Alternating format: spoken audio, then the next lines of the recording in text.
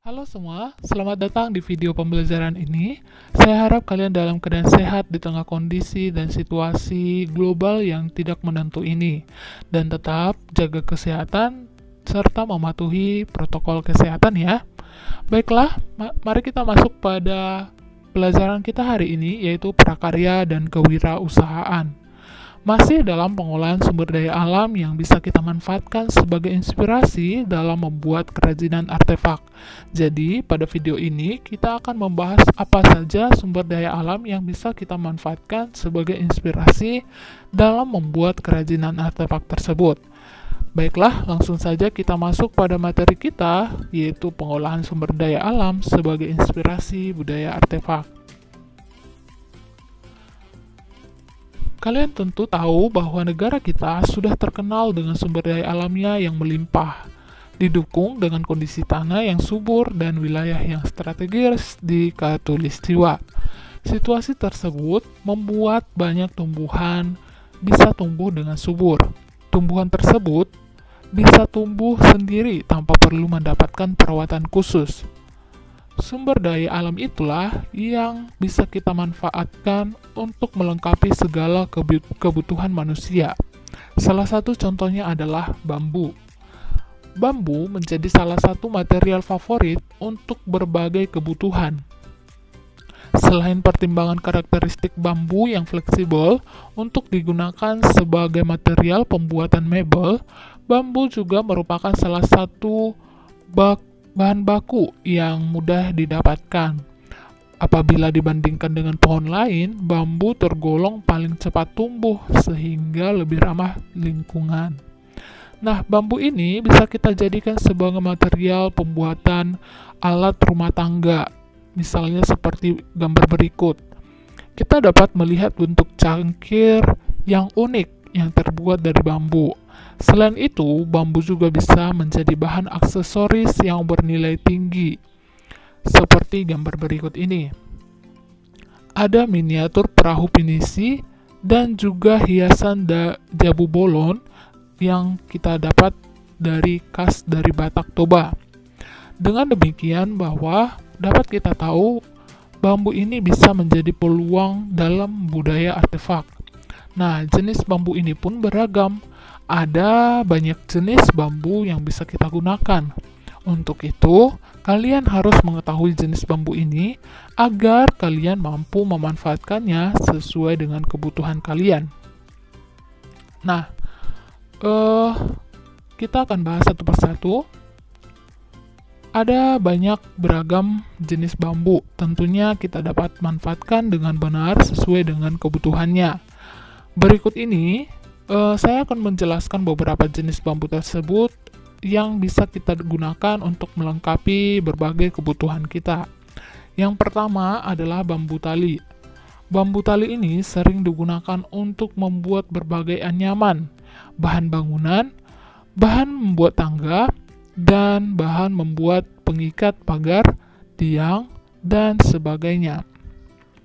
Kemudian yang kedua adalah bambu gombong. Bambu gombong ini merupakan bambu yang termasuk kelas bambu besar dan panjang ukurannya dibandingkan dengan bambu yang lainnya. Bambu ini sering digunakan untuk material bangunan, pagar rumah, dan bahan tiang.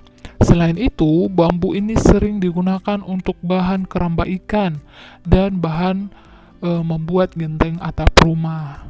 Kemudian yang ketiga yaitu bambu tamiang. Bambu tamiang ini merupakan bambu yang banyak dijumpai di pinggir sungai.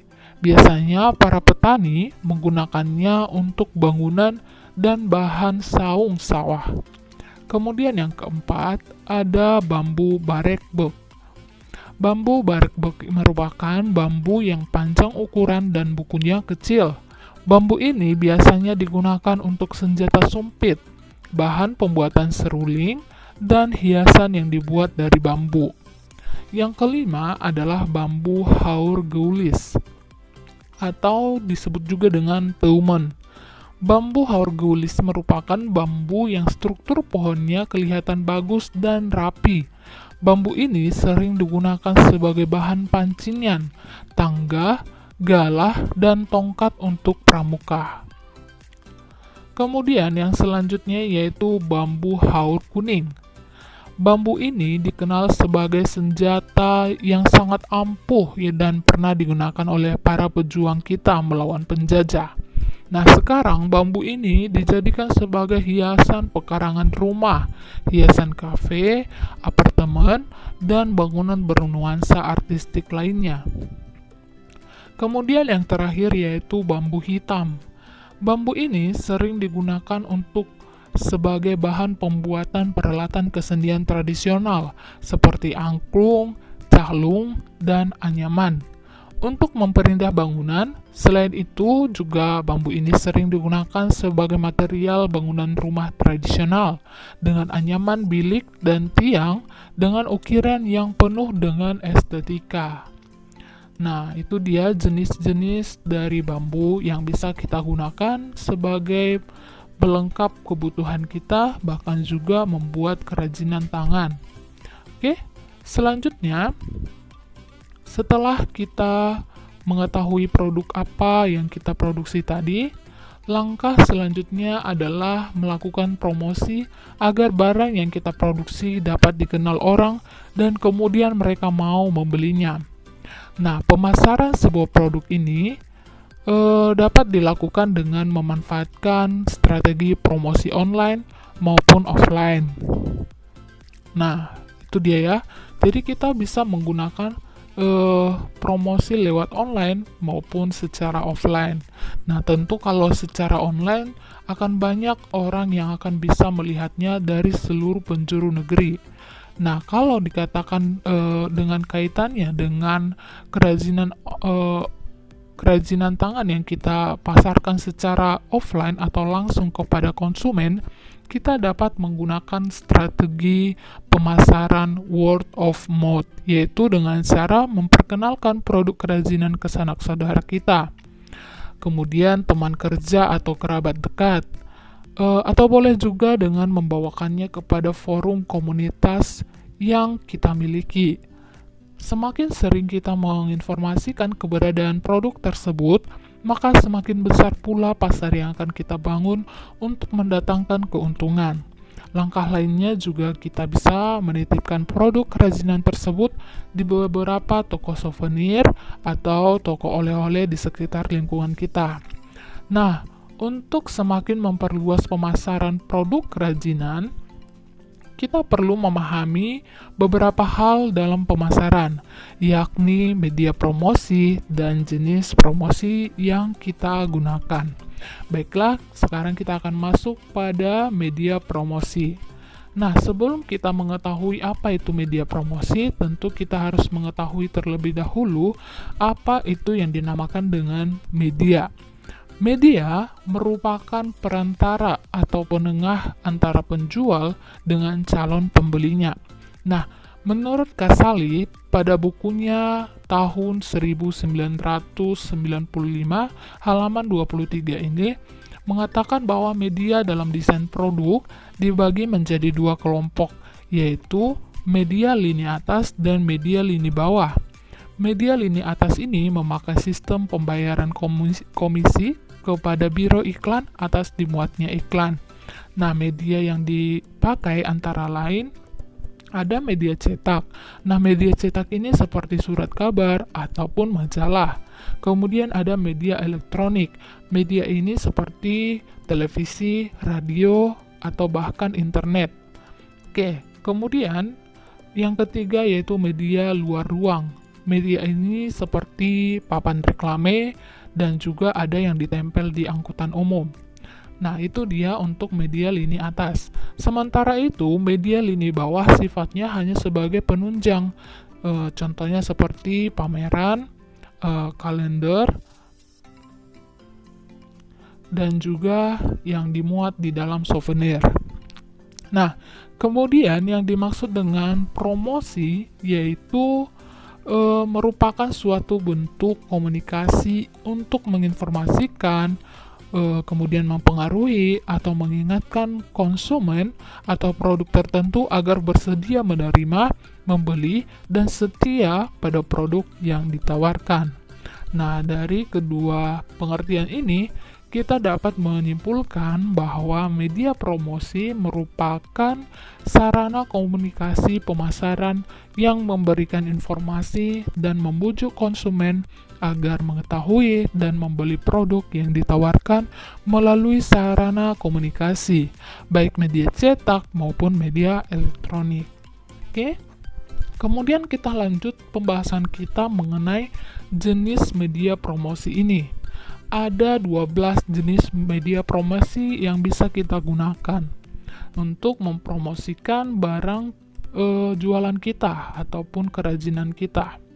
Yang pertama yaitu leaflet atau biasa disebut sebagai selebaran. Selebaran ini merupakan lembaran kertas cetak yang dilipat menjadi 2 halaman atau bisa juga lebih. Nah, gambarnya seperti yang di samping ya. Kemudian yang kedua ada folder. Folder ini merupakan lembaran kertas atau cetakan yang dilipat menjadi 2 seperti map atau buku agar mudah dibawa. Nah, contohnya seperti yang di samping ini. Kemudian ada brosur atau booklet. Nah, brosur ini merupakan cetakan beberapa halaman yang dijilid sehingga menyerupai buku. Gambarnya seperti di samping ini. Kemudian ada yang dinamakan katalog.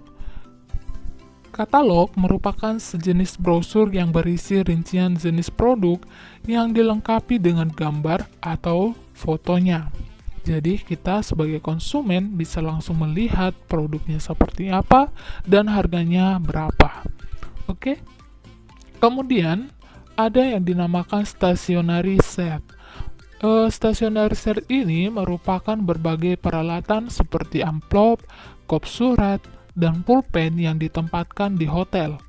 Perlengkapan ini berisi nama produk yang ditawarkan, alamat, dan nomor telepon bahkan media sosialnya. Nah, seperti di gambar di samping ini ada lengkap dia, ada pulpen, ada surat, ada amplopnya, dan peralatan-peralatan menulis lainnya. Kemudian yang selanjutnya adalah stapler atau biasa disebut sisipan. Stapler ini merupakan leaflet yang disisipkan atau ditempatkan dalam kotak kemasan suatu produk. Nah, leaflet tadi merupakan lembaran kertas cetak yang dilipat menjadi 2 halaman atau lebih. Nah, contohnya pada gambar di samping ini.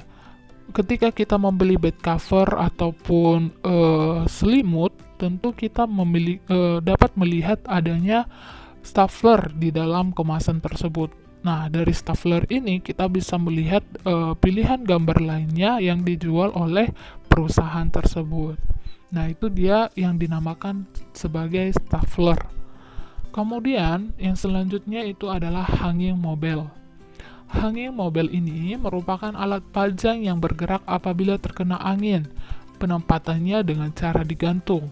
Nah, kalau hanging mobile ini tentu kita bisa temukannya itu di dalam ruangan, seperti misalnya di dalam mall ataupun supermarket. Jadi konsumen bisa langsung melihat gambar itu secara keseluruhan. Oke. Kemudian ada yang dinamakan wobbler. Wobbler ini merupakan alat pajangan yang penempatannya ditempel di dinding atau di rak penjualan menggunakan plastik mika atau bahan lain sehingga gambar menjadi lentur dan bergerak dalam bentuk 2 dimensi. Nah, contohnya seperti gambar di samping ya. Oke, selanjutnya self-talker. Yang dimaksud dengan self-talker ini merupakan media cetak yang mempromosikan suatu produk dengan menempatkan langsung di raknya. Nah, contohnya seperti gambar di samping ini. Bisa kita lihat langsung pada rak dalam produk tersebut. Jadi ini mudah didapatkan dan kita bisa temukannya itu di supermarket ataupun di tempat penjualan yang memiliki rak seperti ini, ya. Kemudian ada flag chain. Flag chain ini merupakan rangkaian bendera kecil dengan menampilkan gambar, produk, merek, slogan, atau gabungan dari semuanya itu. Nah, contohnya seperti di samping ini. Ada promosi burger, ada promosi potongan harganya, jadi lengkap dia di dalam suatu flag chain ini. Oke, kemudian ada yang dinamakan dengan poster. Poster ini merupakan gambar pada selembar kertas berukuran besar yang digantung atau ditempel di dinding atau permukaan lainnya. Nah, tentu ini sudah sering kita lihat di lingkungan kita sehari-hari. Oke. Kemudian ada yang dinamakan stiker. Nah, jenis media ini merupakan bahan promosi yang fleksibel karena bisa ditempel di mana saja. Nah, contohnya di gambar di samping ini. Saya kira itu saja untuk hari ini. Semoga kalian dapat memahami apa saja media promosi, apa itu jenisnya, kemudian apa produk yang akan ingin kalian buat. Nah, itu dia untuk materi kita hari ini. Semoga apa yang sudah saya sampaikan dapat kalian terima dengan baik. Oke, tetap jaga kesehatannya dan tetap semangat dalam pembelajarannya. Akhir kata saya ucapkan terima kasih. Sampai jumpa di video selanjutnya.